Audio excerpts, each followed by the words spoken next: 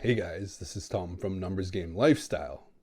Today we're going to be talking about whether or not you should be vulnerable with the women in your life, whether that be short-term dating or long-term relationships. Should you be vulnerable with them? And first of all, I have to define what vulnerable is, because a lot of guys have like completely different definitions of what's considered vulnerable or not. So let's just get that out of the way. Vulnerability is basically exposing your weaknesses, emotional weaknesses, to women. Okay?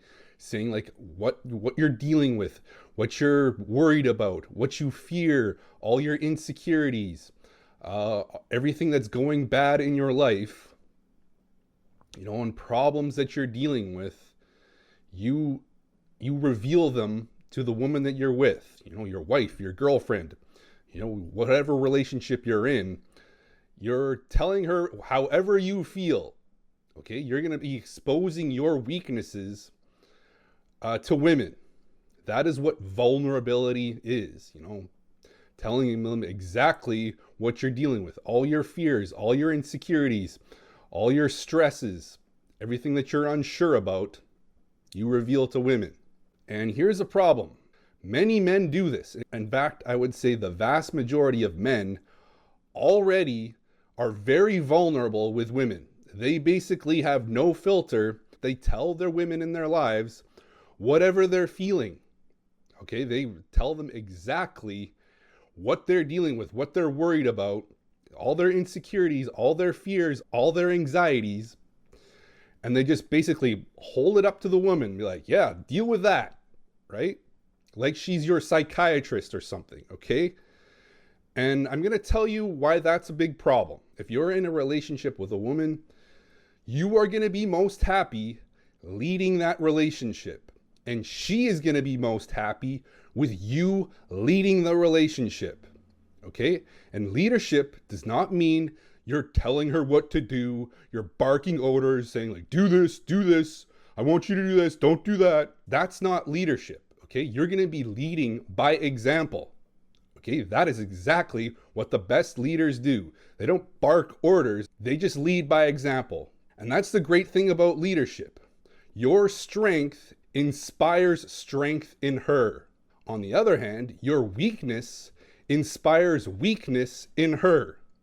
And most often, a woman is going to run like her hair is on fire away from weakness, because women, on average, are way more emotional. They go through highs and lows. Their whole lives are emotional turbulence, okay? That is what they look for. They look for strength because they want that strength in their life. They're not as strong as us men, who are more stoic, more level-headed. We're better equipped to deal with emotional turbulence. It's the masculine female polarity. Masculine men look for feminine females, and feminine females look for masculine men because they're attracted to that emotional strength. That emotional strength inspires strength in them. It inspires joy in their life, happiness, because they have such strength in their life. They don't have to worry about whatever turbulence comes their way because they know they have a strong man to lead them towards victory. And that is the burden of leadership. Okay, when you're a leader, you have responsibilities, you have obligations, and that is to ensure that those underneath you, those who you are leading, they're strong, they're confident because of you. Your leadership inspires confidence in them. All that strength inspires certainty. These women will have smiles on their faces ear to ear 24 hours a day because their man is a leader. And he knows how to lead her to victory. Okay? And that's the problem with being vulnerable. By being vulnerable, you're inspiring uncertainty, stress, anxiety, everything that a woman wants to avoid, right? She wants security. She wants surety. She wants decision. She wants strength, ultimately. Now, let me give you some examples of good leaders that everybody has seen. Okay? You've all seen the movie Saving Private Ryan, right? In that movie, Tom Hanks plays a sergeant of a platoon, a sergeant of a squad. And their mission is to find Saving Private Ryan, right? And bring it home safe. That is their mission. And he's got a group of guys under his command. One of the best examples of the burden of leadership is in that movie. Okay, when they come across, his squad comes across a German encampment that's, ready to ambush whoever walks by. And they all have a debate, like, should we attack them or should we just keep it moving and look for Saving Private Ryan? Our mission isn't to destroy this camp. Our mission is to find Saving Private Ryan. So let's move on and let's avoid this. But no, Tom Hanks, being the leader that he is of this squad's like, no, we are going to take over this encampment. We're going to prevent them from ambushing another squad that walks by. Okay, great. But in doing so, while they storm this German encampment, one of his men dies. Okay? And there's a big conflict that arises, like, why did we do this? One of our guys died for no reason, just so we could storm this and take over this little German encampment when that's not even our mission. What did Tom Hanks do, the leader of this squad? What he did was he looked around, made sure no one was looking, and then he walked into like a little dugout where no one could see him, and he cried his eyes out. Right? He bawled it. He was bawling. He was releasing all of that tension, all that guilt for losing a man under his command. And he let out a big cry. And once he was done, he wiped the tears from his eyes and he got up out of the dugout and started commanding the men again. He joined his group again and started, telling them what to do. That is what good leadership is. It is a fucking burden. Do you know how easy it would have been for him to be like, no, I'm going to be vulnerable with my men. I'm going to go up to them and be like, hey guys, like, I made a big mistake. I am entirely sorry. It was all my fault. I got a man killed for literally no reason. Let's all have a good cry about it. We're going to bury him and we're all going to sing Kumbaya together. Okay, that's him being vulnerable.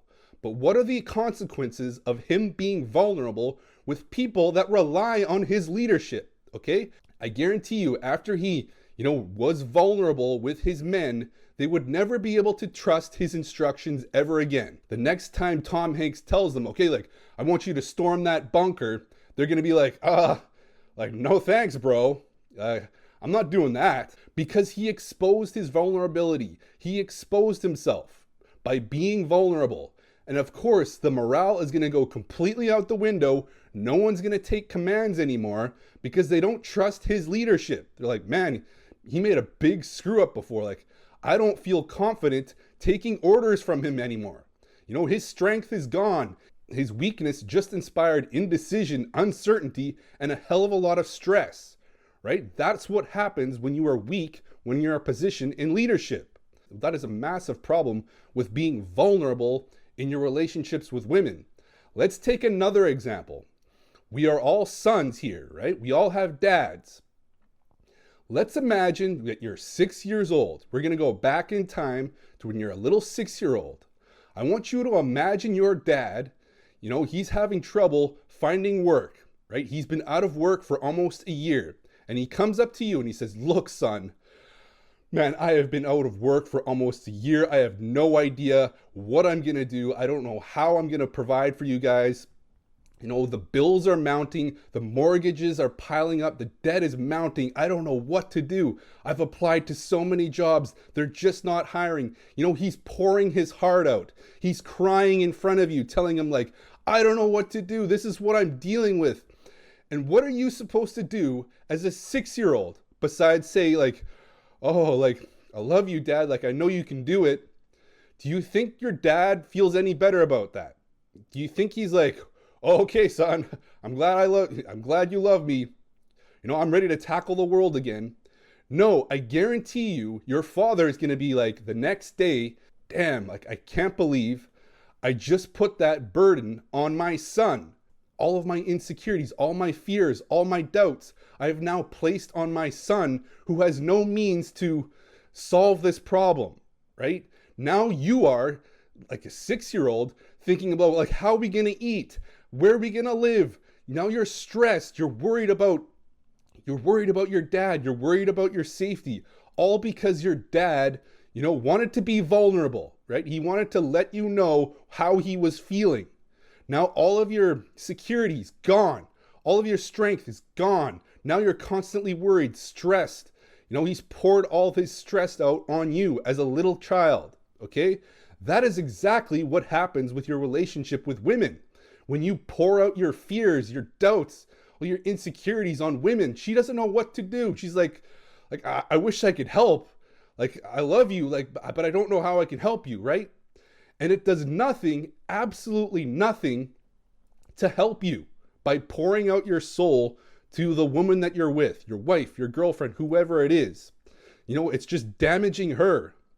So what are you supposed to do in these situations? What are you supposed to do when you're feeling broken, down, like totally insecure? You're ready to bawl your eyes out. Here is what I do. I take all my fears, all my uncertainties, all my doubts, and I bring them to God. Okay? He's the one that's going to deal with my problems. Okay? And I've never, ever felt bad about exposing myself to God. Be vulnerable with God. So that is exactly what I do. I pour out everything to him. And once I'm done, I'm like, whew, I feel so much better. I have so much more strength, so much more confidence to do what I need to do. And it's exact opposite when you pour out your heart to a woman. After the fact, you're just like, man, like, why did I do that? So dumb. I eroded all of our confidence in our relationship because I, vomited out all of my insecurities and placed that burden on her.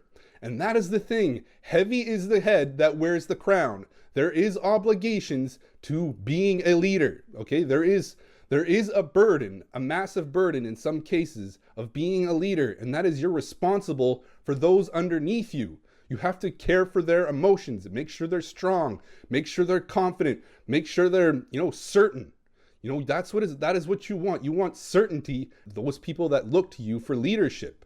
Now, if you don't believe in God, there's going to be guys about like praying to God, like, I'm not into that. If that's the case, then you go to your dad. Go to your dad, go to your best friend, any of your guy friends. Because here's the thing, none of those people rely on you for leadership. It does nothing to tarnish that relationship because they don't look to you as a means of leadership. You're not leading them to the promised land, so they don't care if you're going to spill out your guts and tell everybody, tell all these people, your dad, your best friend, what you're dealing with. And they will most likely understand you and be able to help you, especially if they've been in a similar circumstance as you. They can maybe help solve your problem.